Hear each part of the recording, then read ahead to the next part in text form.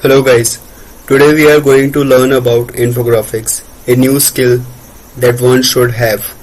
So, what I mean to say in this lecture is why infographics are important, why should you learn infographics, and what are the benefits of infographics.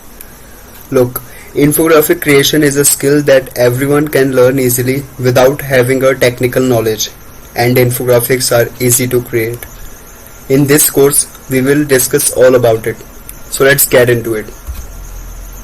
So, why are graphics important? Can communicate complex concepts effectively. Visualizing of info data can reveal contextual concepts. A mashup of data, design and storytelling can be presented in an interactive way. And last point is increases engagement and ownership.